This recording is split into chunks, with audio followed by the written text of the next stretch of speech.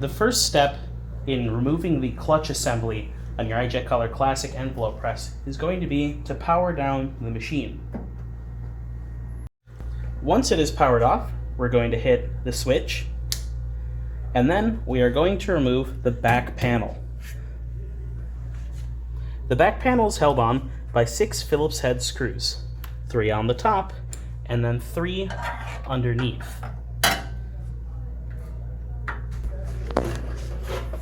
Once we have removed the back panel, we'll be able to see all the stuff on the opposite side of the printer.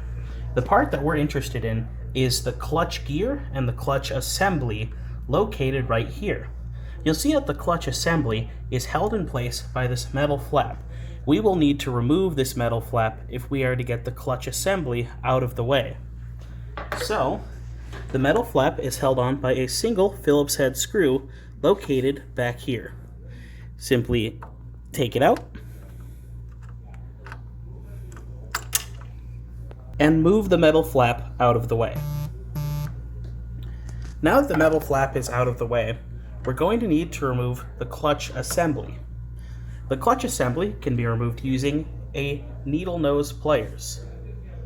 What we're going to do is push the clutch assembly in to expose a pin on the end of the shaft.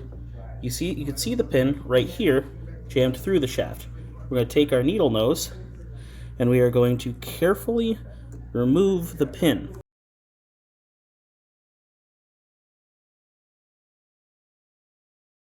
And the pin is removed. Now with the pin gone, we may remove the clutch assembly and cast it to the side. Most often, when there is an issue with the clutch assembly, the issue is not with the clutch mechanism itself, but with the gear behind it. In order to remove the gear, we are simply going to slide it forward and remove the belt. The belt should come off without much trouble. Now we can see the gear.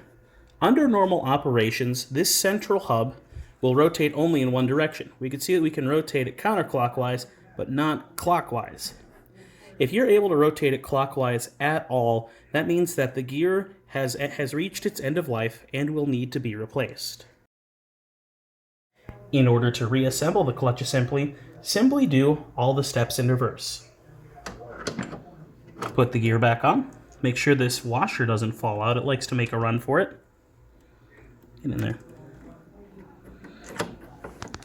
Get the belt back on. The belt can be put back on the gear by threading it along the top, and then rotate the gear, and the belt should just kind of reassume its position. Push the gear as far back as it will go.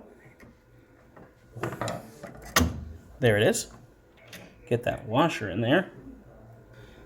And we're going to put the clutch assembly back on next.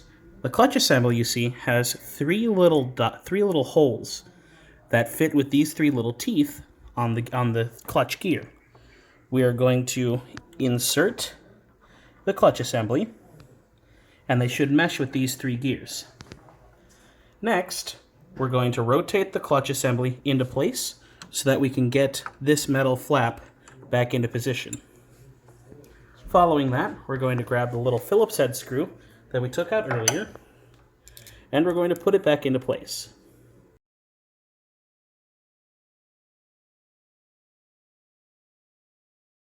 The final step is going to be to take the little pin that we talked about before and rethread it through the hole in the shaft.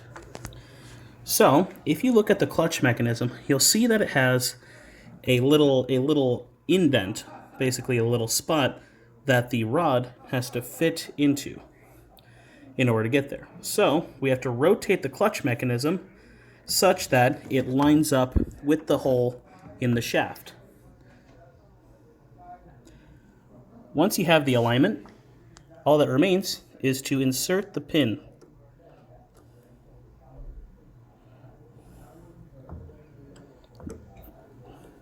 This can be rather difficult, so please be patient and be careful.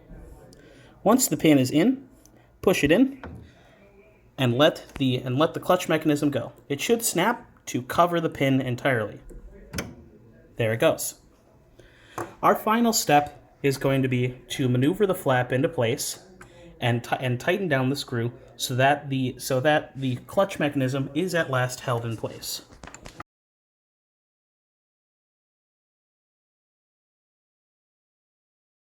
And we're done.